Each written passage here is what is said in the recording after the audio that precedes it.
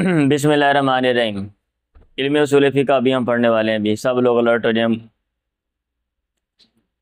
Last time ہم نے کیا پڑھا تھا؟ حکم شرعی کے حوالے سے ہم نے پڑھا تھا، یاد ہے؟ خطاب اللہ تعالی المتعلق بافعال المکلفین بالاقتضاء او التخییر او الوضع، یاد ہے؟ اللہ تعالیٰ کا وہ خطاب جس کا تعلق مکلف کے افعال کے ساتھ ہے، بالاقتضاء تقاضا کیا گیا ہے یا پھر اختیار دیا گیا ہے اور یا پھر وضع ہے۔ تو وہ جو حکم شرعی جو آپ نے لاسٹ ٹائم پڑھا تھا، آج ہم اس کی اقسام پڑھیں گے، ٹھیک ہے؟ اب یہاں پہ آپ میرے پیچھے دیکھ سکتے ہیں کہ اقسام الحکم شرعی ایک لحاظ سے یہ دو قسمیں ہیں، ایک لحاظ سے نہیں، ایک طرف یہ دو قسمیں اور ایک طرف یہ تین قسمیں۔ دراصل دو طرح کے لوگ ہیں، جنہوں نے حکم شرعی کی اقسام بنائی ہیں، یا دو طرح سے حکم شرعی کی جو اقسام ہیں وہ پیش کی جاتی ہیں۔ اکثریت جو ہے وہ حکم شرعی کی اقسام یہ والی بناتی ہے، اور کچھ اہل علم ہیں جو حکم شرعی کی جو اقسام ہیں وہ یہ والی بناتے ہیں، اور آپ کی کتاب کے اندر یہ والی ہیں، اس لیے میں نے اس کو لکھ دیا، اور اس کی طرف آپ کی کتاب میں اشارہ ہے، میں نے اس کو بھی نیچے لکھ دیا، ٹھیک ہے؟ اب حکم شرعی کی اقسام کون سی ہیں؟ حکم تکلیفی ہے اور حکم وضعی ہے، حکم تکلیفی ہے اور حکم وضعی ہے۔ آپ کو میں نے یہ کہا تھا کہ اگر آپ حکم شرعی کی ڈیفینیشن صحیح طرح سمجھ لیں تو پھر آپ کو آگے والی جو ڈویژن ہے، جو تقسیم ہے، وہ ساری سمجھ آ جائے گی۔ اب آپ نے اس کی ڈیفینیشن میں کیا پڑھا تھا؟ یعنی اللہ تعالیٰ کا وہ خطاب ہے تعلق مکلف کے فعل کے ساتھ ہے، یہ اس میں یا تو تقاضا ہوتا ہے یا اختیار ہوتا ہے اور یا پھر وضع ہوتی ہے، ٹھیک ہے؟ اب وہاں سے ہی آپ کو چیزیں سمجھ آ جاتی ہیں کہ حکم کا تعلق یا تو کیا کہتے ہیں مکلف کے عمل کے ساتھ اس کو تکلیف دی گئی ہے، اور یا پھر کوئی اور صورت ہے، تو اسی لیے آپ یہاں پہ دیکھ سکتے ہیں کہ اس کی اقسام ہے حکم تکلیفی اور حکم وضعی۔ اور حکم تکلیفی کیا ہے؟ وہی بات پھر ما یقتضی طلب الفعل او الکفان ہو اب التغییر بین الفعل والترک، یہ حکم تکلیفی وہ ہوتا ہے جس میں کام کے کرنے کا مطالبہ ہو، اب الکفان ہو یا رکنے کا مطالبہ ہو، ٹھیک ہے؟ یہ آپ یوں پڑھ لیں، ما یقتضی طلب الفعل او الکفی عنہ، طلب الکفی عنہ، رکنے کا طلب، رکنے کی طلب، ٹھیک ہے؟ ابھی تخییر بین الفعل، یہ بھی آپ پڑھ سکتے ہیں، کرنے اور نہ کرنے کے درمیان اختیار ہو۔ تو ہم نے ڈیفینیشن میں حکم میں کیا پڑھا تھا بھائی؟ کیا پڑھا تھا کہ جس میں یا تو اقتضاء تقاضا ہوتا ہے، تقاضا کرنے یا نہ کرنے کا، اور یا پھر اختیار ہوتا ہے، اور ایک تیسری شکل یا پھر وضع ہوتی ہے، اور چوتھی جو شکل ہے جو اوپر میں نے لکھی تھی کہ اس میں یہ چیز بھی دیکھی جاتی ہے کہ یہ آیا صحیح ہے، فاسد ہے، باطل ہے، یہ جو بھی صورت ہے۔ تو ڈیفینیشن اگر آپ کے ذہن میں ہے تو یہ چیز آپ کو فوراً سمجھ آ جائے گی۔ حکم شرعی کی اقسام حکم تکلیفی اور حکم وضعی۔ حکم تکلیفی کا مطلب جس میں کام کے کرنے یا نہ کرنے کا مطالبہ، یا کرنے اور نہ کرنے کے درمیان اختیار ہو، ٹھیک ہے؟ اور حکم وضعی کون سا ہوتا ہے؟ ما یقتضی جعل شیء سببا لشیء آخر او شرطا او مانعا، جو تقاضا کرے کہ ایک چیز کو دوسری چیز کا سبب بنا دیا جائے، یا پھر شرط بنا دیا جائے، اور یا پھر مانع بنا دیا جائے۔ وہی چیز ہے نا آپ نے جو حکم شرعی کی ڈیفینیشن میں پڑھی تھی بھائی، اس ڈیفینیشن میں جو چیزیں آپ نے پڑھی تھیں، انہوں نے کیا کیا؟ اس کو ڈیوائیڈ کر دیا، یعنی جن کا تعلق مکلف کے افعال کے ساتھ ہے براہ راست۔ اب یہ سمجھنے والی بات ہے، براہ راست جن کا تعلق ہے ان کو سیپریٹ کر دیا، اور جن کا تعلق براہ راست نہیں بالواسطہ ہے، سمجھ آ رہی ہے؟ جن کا تعلق بالواسطہ ہے ان کو سیپریٹ کر دیا، کیونکہ جب آپ نے میں دوبارہ بات کرنے والا ہوں ذرا دھیان سے. جب آپ نے حکم کی ڈیفینیشن کی خطاب اللہ المتعلق بافعال، یعنی اللہ تعالیٰ کا وہ خطاب و کلام جس کا تعلق مکلف کے افعال کے ساتھ ہے، اس کا مطلب یہ ہے کہ ہر وہ خطاب جس کا تعلق مکلف کے افعال کے ساتھ ہے وہ ادھر آئے گا. سمجھ رہے ہیں؟ اب جو بھی چیز ہونی اس کا تعلق مکلف کے افعال کے ساتھ ہے، تو یہ والے جو کام ہے حکم، یہاں پہ جو کام بیان کیے جاتے ہیں حکم تکلیفی میں، وہ براہ راست مکلف کے افعال کے ساتھ مطلب ان کا کام ہے، یعنی براہ راست مکلف کے وہ فعل ہیں. اور یہاں پہ جو باتیں بیان کی جاتی ہیں وہ بھی مطلب ہے ان کا تعلق بھی مکلف کے افعال کے ساتھ ہے، لیکن وہ بالواسطہ ہے، یہاں بھی مکلف کے افعال ہی ہیں، یہاں بھی مکلف کے افعال ہی ہیں، ان کو دیکھا گیا ہے. بات سمجھ آ رہی ہے؟ اچھا کچھ اہل علم ہیں، انہوں نے کہا ہے حکم شرعی کی اقسام جو ہیں وہ 3 ہیں. کتنی ہیں؟ 3 ہیں. ایک ہے حکم اقتضائی حکم اقتضائی، اور ایک ہے حکم تخییری حکم تخییری، اور ایک ہے حکم وضعی حکم وضعی. اب اس میں وہی ہے، اب انہوں نے کیا کیا ہے، اب یہاں پہ کیا تھا، کام کا کرنا نہ کرنا اور اختیار اکٹھا کر دیا. انہوں نے اس کو سیپریٹ کر دیا کہ ما یقتضی طلب الفعل و ترکہ، یعنی حکم اقتضائی وہ ہوتا ہے کام کرنے یا نہ کرنے کا تقاضا کر رہا ہو، اور حکم تخییری ما یقتضی تخییر بین الفعل و ترک، کرنے نہ کرنے میں جو اختیار کا تقاضا کر رہا ہو کہ آپ کے پاس آپشن ہے. اور حکم وضعی جعل شیء سببا لآخر و شرطا و مانعا منہ، اس کی ڈیفینیشن سیم ٹو سیم. سمجھ آ رہی ہے؟ اب اگر کویسچن یہ آتا ہے کہ حکم کی تعریف اور اس کی اقسام بیان کریں، تو اس میں آپ اگر آپ نے اچھا لکھنا ہے تو آپ حکم کی ڈیفینیشن وہی خطاب اللہ تعالیٰ المتعلق بافعال مکلف بالاقتضاء وغیرہ وہ، اور اس میں جب آپ نے اس کی اقسام بیان کرنی ہے تو اس میں آپ بتائیں کہ اہل علم 2 طرح سے اس کی تقسیم کرتے ہیں. کچھ اہل علم اس کی اقسام حکم کی یعنی حکم شرعی کی 2 اقسام بناتے ہیں، اور کچھ جو ہیں وہ 3 اقسام بناتے ہیں. کلیئر ہے جی؟ اب اگلا جو کویسچن ہے وہ یہ ہے الفرق بین الحکم التکلیفی والحکم الوضعی. اب جو حکم کے حوالے سے جو پوائنٹ ہے یا جو پہلو آپ کے کتاب والے نے ڈسکس کیے ہوئے نا، یہ میں یہاں پہ ان کو بیان کر رہا ہوں کہ خارجی چیز اس میں نے شامل نہیں کی. الفرق بین الحکم التکلیفی والحکم الوضعی، کویسچن آ جاتا ہے دونوں میں کیا ڈیفرنس ہے، دونوں میں کیا فرق ہے. اگر آپ نے ان چیزوں کو دھیان سے پڑھا ہے، آپ خود سوچتے ہو تو آپ خود بھی فرق نکال سکتے ہو، ٹھیک ہے؟ اب یہاں پہ دیکھ لیں، نمبر 1 یہ لکھا الفرق بین الحکم التکلیفی والحکم الوضعی، یعنی حکم تکلیفی میں یہ چیزیں پائی جاتی ہیں اور حکم وضعی میں یہ چیزیں پائی جاتی ہیں. اب حکم تکلیفی میں دیکھ لیں، نمبر 1 طلب الفعل یا ترک اور اباحت ہو، کام کرنے ٹھیک ہے کی طلب ہوتی ہے، بھی آپ نے کام کرنا ہے، اور یا پھر کام چھوڑنا پایا جاتا ہے، ترک ہو اگر آپ نے پڑھنا ہے تو، اور اباحت ہو یا کام کا جائز ہونا پایا جاتا ہے یہاں پہ. اور حکم وضعی میں لا یفید شیئا من ذالک، یعنی یہ چیز نہیں ہوتی، حکم وضعی میں یہ چیز نہیں ہوتی، کیونکہ حکم وضعی میں کیا ہوتا ہے بھئی ایک چیز دوسری چیز کا سبب ہے یہ بیان کیا جاتا ہے، ایک چیز دوسری چیز کی شرط ہے یہ بیان کیا جاتا ہے، ایک معنی ہے یہ بیان کیا جاتا ہے، ٹھیک ہے. دوسرا فرق المکلف بھی داخل فی حدود قدرتی واستطاعتی،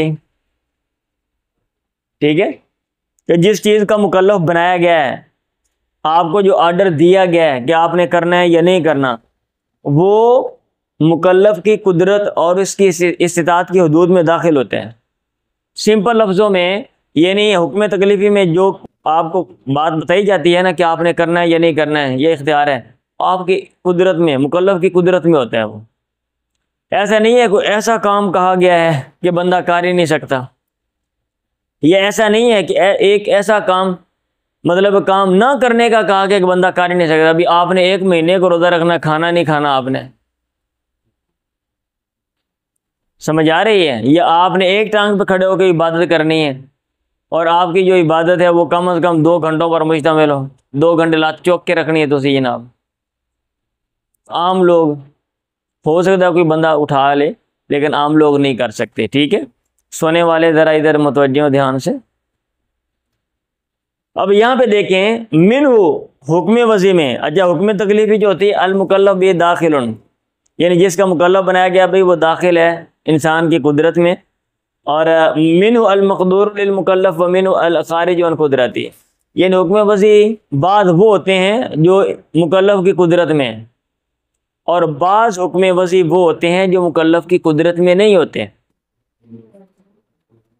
اب آپ یہ کہیں گے کہ بھئی یہ کیسے کہ بھئی بعض حکم وضع وہ مکلف کی قدرت میں ہیں اور بعض قدرت میں نہیں ہیں، تو اس کو ایکسپلین کرنے کے لیے یہ ساری مثالیں جو ہیں نا یہ نیچے میں نے دے دی ہیں کتاب والی، same to same. Last time میں نے لیکچر جب دیا تھا اس کے اوپر بھی ویڈیو ہے، اس میں نے شارٹ ایک ایک مثال دی تھی۔ میں نے کہا تاکہ اچھے طریقے سے ایکسپلین معاملہ ہو جائے تو میں نے یہاں پہ کیا کیا ہے کہ حکم وضع کی جو مثالیں ہیں نا وہ یہاں پہ دی ہیں تاکہ بات اچھے طریقے سے کلیئر ہو جائے۔ اب یہاں پہ دیکھیں الاسباب، حکم وضع کیا ہوتا ہے؟ جس میں یا تو کوئی چیز سبب ہوتی ہے یا کوئی چیز شرط ہوتی ہے یا پھر معنی ہوتا ہے، ٹھیک ہے۔ اب الاسباب اس میں یہ دیکھ لیں، الساری کا چوری، قطع الیدی ہاتھ کاٹنے کا سبب ہے یا کہ نہیں ہے؟ اگر کوئی بندہ چوری کرے گا تو اس کا ہاتھ کٹے گا، جیسے اسلام نے ہدایات دی ہیں۔ الزنا الجلد، زنا جو ہے یہ کوڑے مارے جانے کا سبب ہے یا کہ نہیں ہے؟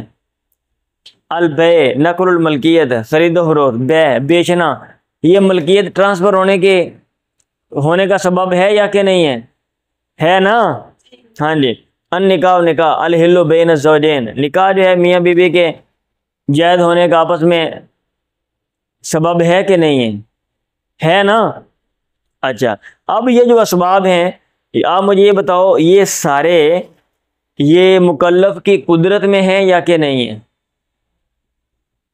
آپ نے یہاں پہ یہ پڑھا ہے نا حکم وضع من المقدور للمکلف، یعنی بعض وہ ہوتے ہیں جو مکلف کی قدرت میں ہوتے ہیں۔ اب آپ مجھے یہ بتاؤ چوری کرنا یہ آپ کی قدرت میں ہے یا کہ نہیں ہے؟ بھائی میری قدرت میں ہے نا، کروں یا نہ کروں، ٹھیک ہے۔ ایسے زنا قدرت میں ہے، ایسے البیع قدرت میں ہے۔ ایک چیز بیچنی ہے، فرض کیا یہ چیز ہے، آپ مجھے کہتے ہیں یہ چیز ہمیں بیچ دو، اب میری قدرت میں ہے، میری مرضی میں بیچوں یا نہ بیچوں، میں بیچ بھی سکتا ہوں، میرا دل کرے میں نہ بیچوں۔ ایسی النکاح، ایک بندہ کہتا ہے بھائی میں شادی نہیں کروانی، جیسے آپ دیکھیں کہ بہت سے لوگ ہمارے معاشرے میں کہتے ہیں میں نہیں کرانا، ابھی وہ اس کی مرضی ہے نا، اب آپ اس کی زبردستی نہیں چوک کے کر سکتے، نہیں تیری کرا کے چھڈنی ہے سی، کیا کہتے ہو؟ تو یہ اب یہاں پہ ادھر آ جائیں، جو القرابت ہے، رشتہ داری، المیراث، یہ جائیداد ملنے کا سبب ہے یا کہ نہیں ہے نا؟ آپ نے پڑھا ہوا ہے نا اسباب وراثت میں، بندہ کسی خاندان میں پیدا ہوتا ہے تو پھر جائیداد ملتی ہے۔ اچھا، حلول شہر رمضان، رمضان کے مہینے کا آنا، وجوب الصیام، روزے کے واجب ہونے کا سبب ہے، رمضان آئے گا تو طلوع الشمس وجوب الصلاۃ، سورج کا ڈھلنا نماز کے وجوب کا سبب ہے، سورج ڈھلے گا اس کے بعد ظہر کی نماز ہے۔ اب آپ مجھے یہ بتاؤ یہ بھی اسباب ہیں، یہ آپ کی قدرت میں ہے؟ ہاں، خاندان میں پیدا ہونا بھائی آپ کی قدرت میں ہے؟ آپ میں سے کوئی یہ کہے بھائی میں نے پہلے نہیں سوچا، ٹھیک ہے، میں اگر پہلے سوچ لیتی تو میں فلاں خاندان میں پیدا ہو جاتی، آپ میرے ساتھ ایسا کر رہے ہو، یا میں پیدا ہو جاتا، ٹھیک ہے۔ اور ایسے رمضان کا مہینہ ہے بھائی، آتا ہے تو روزہ ہے، کوئی بندہ یہ کہے کہ یار یہ گرمی بہت ہے کہ رمضان کا مہینہ جو ہے نا انہوں ڈھک کے رکھو ذرا، ٹھیک ہے، ابھی رمضان کا مہینہ 15 دن کے بعد آ رہا ہے، آپ کوشش کرو کہ 90 دن کے بعد آ جائے، آپ کر سکتے ہو؟ نہیں کر سکتے ہو۔ ایسے سورج کا جو ڈھلنا ہے، ظہر کی نماز کا بھی دل نہیں کر رہا، سونے کا دل کر رہا ہے، تو لہٰذا سورج کو روک دو تاکہ بعد میں وہ ڈھلے، اور آپ کی قدرت میں نہیں ہے، ٹھیک ہے۔ اب شروط میں دیکھ لیں، احضار الشاہدین صحت النکاح، گواہ لے کے آنا، 2 حاضر کرنا، یہ نکاح کے صحیح ہونے کا نکاح کے صحیح ہونے کے لیے شرط ہے۔ ایک الوضو صحت الصلاۃ، ادھر نکاح لکھ دیا غلطی سے، صحت الصلاۃ، ٹھیک ہے، نہیں دے سارے دلہن جڑے وضو کر دے پھر الوضو صحت الصلاۃ، جو وضو ہے یہ نماز کی صحت کا، نماز کی صحت کی شرط ہے، ٹھیک ہے۔ اچھا، بلوغ الحلم انتہا الولایت علی النفس، اچھا اوپر والا دیکھ لیں۔ اب آپ مجھے بتاؤ، نکاح کے صحیح ہونے کے لیے، نکاح کے صحیح ہونے کے لیے دو گواہ آپ کی استطاعت میں ہے کہ استطاعت میں نہیں ہے؟ بندہ لے آ سکتا ہے نا آرام نال۔ اچھا، اور یہ جو وضو کرنا نماز کی صحت کے لیے یہ شرط ہے، وضو کرنا انسان کی قدرت میں ہے یا کہ نہیں ہے؟ کہ قدرت سے باہر ہے؟ اچھا ٹھیک ہے۔ بلوغ الحلم انتہا الولایت علی النفس، چھوٹا بچہ ابھی بالغ نہیں ہوا تو اس کا ولی ہوتا ہے، لیکن جیسے ہی بالغ ہوتا ہے تو ولایت ختم ہو جاتی ہے۔ تو بالغ ہونا بلوغ الحلم یہ انتہا الولایت علی النفس، اس کی یہ شرط ہے، یعنی جیسے بچہ بالغ ہو جائے گا تو جو ولایت ہے اس کے اوپر، نفس کے اوپر ولایت کی انتہا ختم ہو جائے گی۔ ایسے بلوغ الرشد سمجھداری کو پہنچنا یہ شرط ہے نفاذ بعض تصرفات، آپ نے پڑھا ہوا ہے سورۃ النساء میں، اگر کوئی بڑا ہو گیا ہے لیکن ابھی رشد کو نہیں پہنچا، یہ رشد کا کنسیپٹ کیا ہے علم اصول فقہ میں آگے چل کے ہم تفصیلاً ہم پڑھنے والے ہیں، وہاں پہ میں آپ کو بتاؤں گا، وہاں پہ اہل علم کا اختلاف ہے۔ اگر ایک شخص یا ایک بچہ یا ایک بچی وہ رشد کو نہیں پہنچتی تو اس کے بعد تصرفات جو ہے نا اس کے اوپر پابندیاں ہیں، یہ فلاں فلاں کام جو ہے وہ نہیں کر سکتا، فلاں فلاں کام وہ نہیں کر، ہاں جب سمجھدار ہو جائے گا تو پھر سارے کام کر سکتے ہیں، ٹھیک ہے۔ اب بلوغ الرشد، یہ رشد سمجھداری کو پہنچنا یہ شرط ہے نفاذ بعض تصرفات، بعض تصرفات کے نافذ ہونے کا۔ اب آپ مجھے یہ بتاؤ، بلوغ الحلم اور بلوغ الرشد یہ انسان کی قدرت میں ہے یا کہ نہیں ہے؟ نہیں ہے قدرت میں، یہ قدرت میں نہیں ہے، ٹھیک ہے۔ اب یہ ادھر آ جائے، الموانع قتل الوارث مورثہ، وارث کا مورث کو قتل کرنا یہ ارث کا مانع ہے۔ ایک بندہ وارث ہے، وہ دیکھتا ہے کہ یار بابا مردہ ہی نہیں پیا، اب یہ بابے کو ہی مار دیتا ہے، اب اس کا مارنا میراث لینے کے لالچ میں مارنا تو شریعت نے رکاوٹ ڈال دی ہے۔ لوگ مار سکتے تھے، شریعت نے کہا اگر کوئی مارے گا اب اس کو جائیداد نہیں ملے گی، اب اس کو جائیداد نہیں ملے گی۔ اب یہ قتل کرنا جو ہے یہ انسان کے بس میں ہے نا، قاتل الموسی لہو الموسی، ٹھیک ہے۔ تو موسی لہو کا موسی کو قتل کر دینا، وصیت کرنے والے کو، کس کو؟ وصیت کرنے والے کو، تو یہ بھی وصیت کے نفاذ سے یہ مانے ہے، نفاذ الوصیت سے مانے ہے۔ ایک بندہ وصیت کرتا ہے کہ بھائی میرے مرنے کے بعد میرے مال میں سے کچھ فلاں کو دے دینا، وہ بندہ کہتا ہے یار مردہ ہی نہیں پائے گا، لہذا انہوں ٹپاؤ تاکہ مال مل جائے۔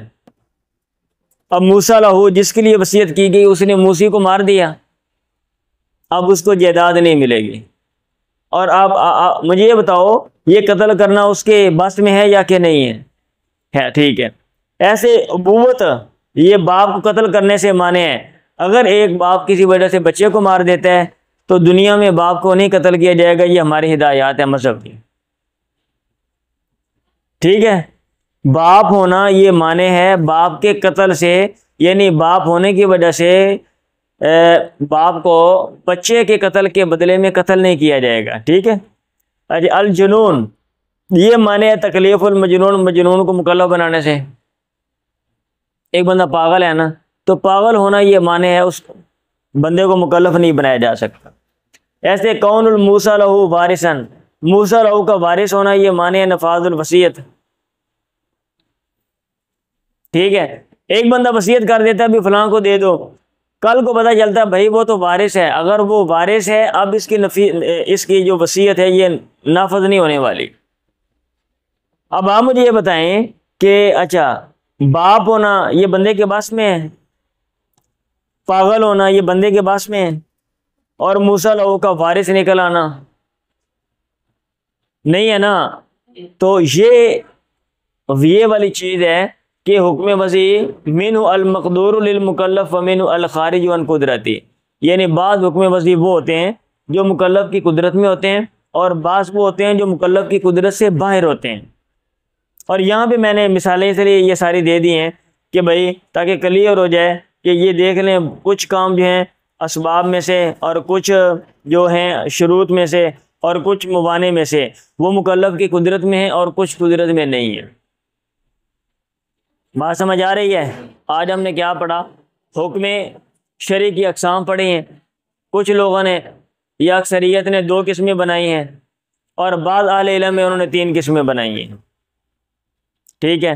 پھر ہم نے یہ دیکھا کہ حکم تکلیفی حکم وضعی میں کیا فرق ہے. تو 2 فرق ہیں، 1-2 فرق ہیں وہ میں نے یہاں پہ لکھ دی ہے. پھر مزید ایکسپلین کرنے کے لیے کہ حکم وضعی بعض مکلف کی قدرت میں اور بعض مکلف کی قدرت سے باہر کیسے ہوتے ہیں.